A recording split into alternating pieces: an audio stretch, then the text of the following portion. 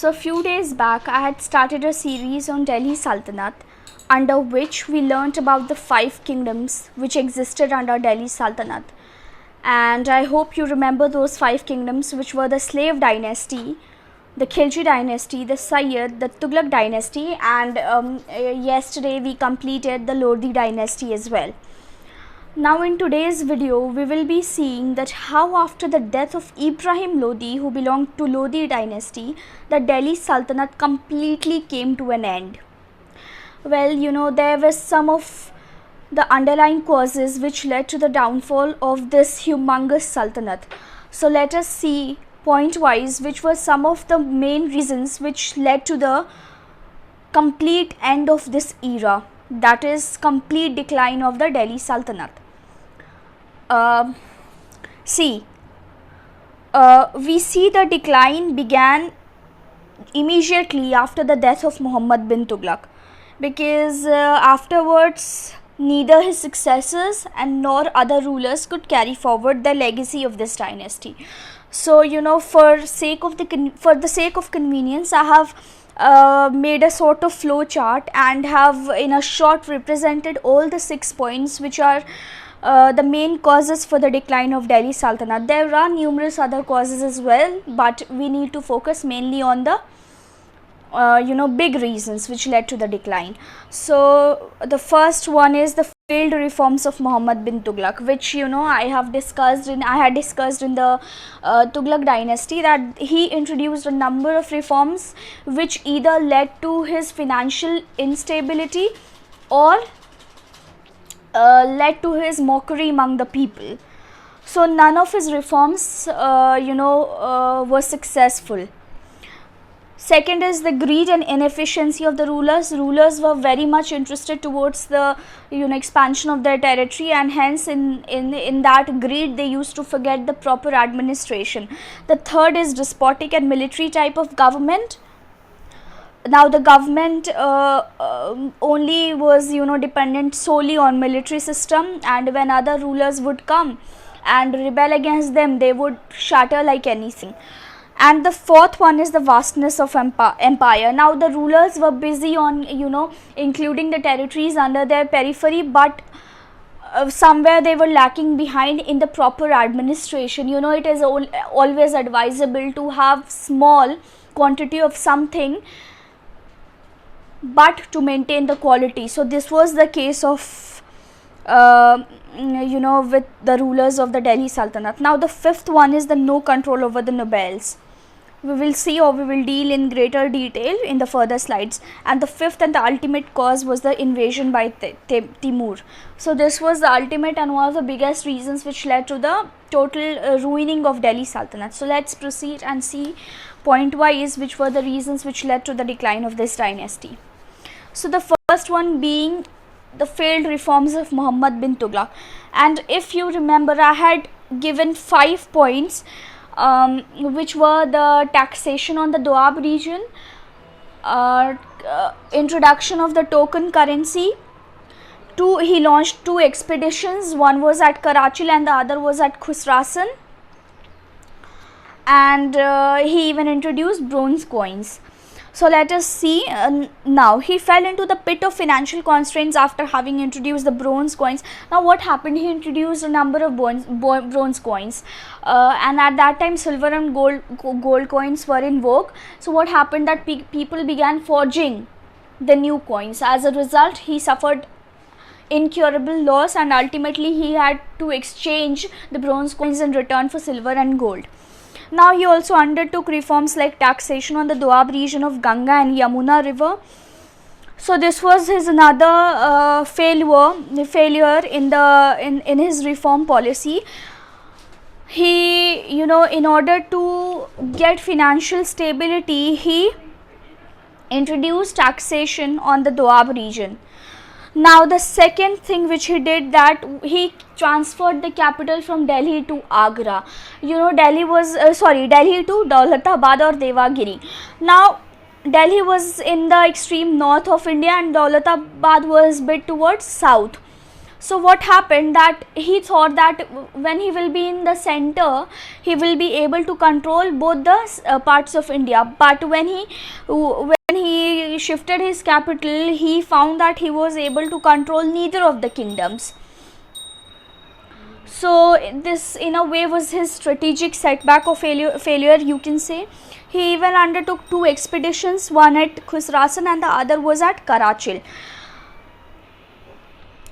In his former expedition, which is in his Khusrasan expedition, what he did, that he built an army of over 1 lakh and he also paid them advance salary. Now this was his greed, this was his over greed, which gave him a financial slap.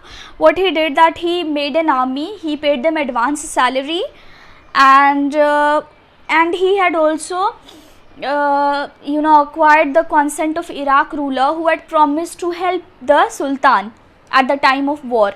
But the Iraqian ruler took a back step at the very crucial stage, and at that time Tughluq had to suffer heavily.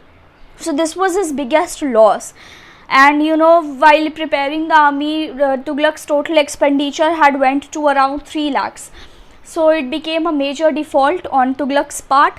Now in his later expedition, which was his Karachil expedition, he went unprepared and was defeated due to bad climate. What happened, that he went without any pre-planning, without any strategy.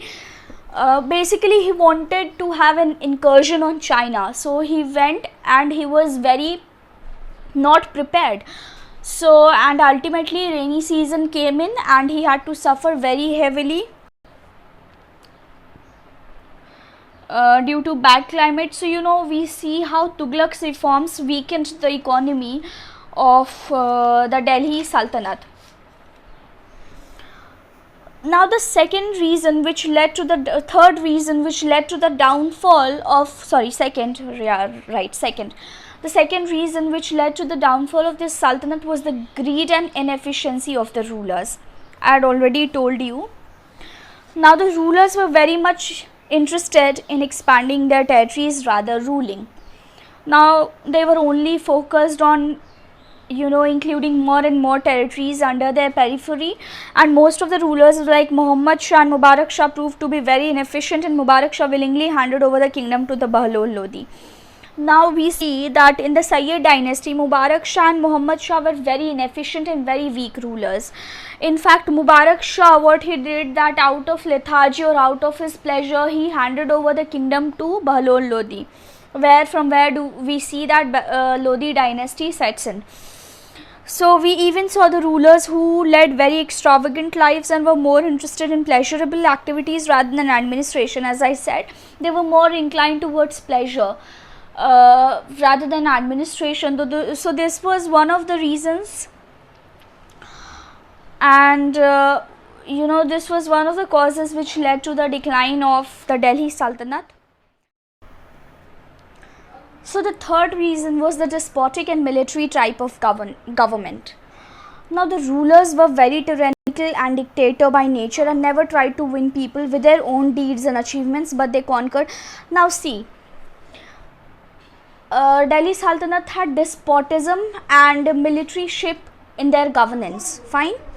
Now what happened, that rulers always used to win people not with their deeds or achievements or accomplishment, but they always relied upon military power, and whenever their military power declined, they would also suffer a setback. And whenever their military strength weakened due to the inefficiency of the sultans, the self-seeking provincial leaders and military generals revolted against the Sultanate. So they basically wanted to be, liberated. They wanted to follow the individualistic approach, and they wanted to have a separate governance under their system. So whenever the military system would fail, they would often resort to revolt. So this was one of the reasons for the downfall. Now moving further, let us see the fourth reason, which is vastness of the empire. Now this is probably one of the important causes for the decline of the Sultanate. Now empire was excessively vast and big, as the rulers were interested in expanding their kingdom and including more and more territories under their periphery. So eventually the condition became very miserable and difficult to govern such a big dynasty. Now in the starting of this video, I had already described you about the vastness, how the empire of the Delhi Sultanate was so big and vast that it viably became impossible to govern the empire with utmost efficiency and caliber. So rulers, if you see the defaulter in this scenario, then it has to be the rulers of the kingdoms, because they were more concerned towards achieving more and more territories, expanding more and more territories under their periphery rather than the proper administration. So had they had small areas, they would have been able to control it with much more efficiency and caliber, but the areas were big and the rulers were less. Areas were big and the administration was poor. So this was the case. Furthermore, means of communication were also not very developed, so it also led to the improper governance of the Delhi Sultanate.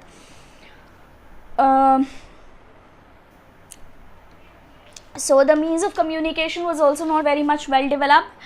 So that no communication could happen in such a large territory, and hence this led to the downfall of the Sultanate. Now let us see the fifth reason, that is no control over Muslim nobility. Now there was no control over nobles and the army. The nobles and armies were too powerful to be kept under the control of the weak rulers. Unless and until some big and powerful sultans would control them, they weren't ready to obey. As a result, when the rulers would come, internal rebellion would start. So this was, thing to be taken into consideration. See, the nobles and armies were always, wanted to have a sort of freedom or liberty. They did never enjoy being in control of somebody, and especially when it was weak ruler governing them. So this was the problem with the Muslim nobility. They never wanted to be under the control, especially when the weak ruler was ruling. As a result, when weak rulers would come to throne, they would often start the rebellion. So this was the fifth cause. Hence, this reason too contributed to the downfall of the vast Delhi Sultanate. Now, the ultimate and the last, yet the most important cause which led to the totally crushing of the Delhi Sultanate was the invasion of Timur on Delhi. Now, Timur invaded Delhi in 1398. At that time, Nasiruddin Muhammad Shah Tughluq was ruling the Tughluq dynasty. Many small attempts were made to suppress or overpower him, but to no avail. Now, Timur invaded Delhi in 1398, and at that time Nasiruddin Muhammad Shah Tughluq was the ruler. When Timur came, he mercilessly plundered Delhi and killed lots of people. He became out of control, and he became such a ruthless killer that nobody was able to control his terror. People were terrified. So, and hence many small attempts were made since after Muhammad bin Tughlaq, no important ruler was there who could save the kingdom. So, Timur's invasion was a bit difficult to have a control over, and he mercilessly was ruining Delhi. So, this led to total loss of money and men, thus ruining the already weakened Delhi Sultanate. So, invasion by Timur added fuel to the fire. So, it already weakened the Delhi Sultanate. So ultimately we see the decline of the vast Delhi Sultanate and the advent of Mughal rule in India after Babur's invasion. So after Timur's invasion, after deterioration of Delhi Sultanate, after its decline, we see the magnanimous Mughal rule coming into India after Babur fought with Ibrahim Lodi.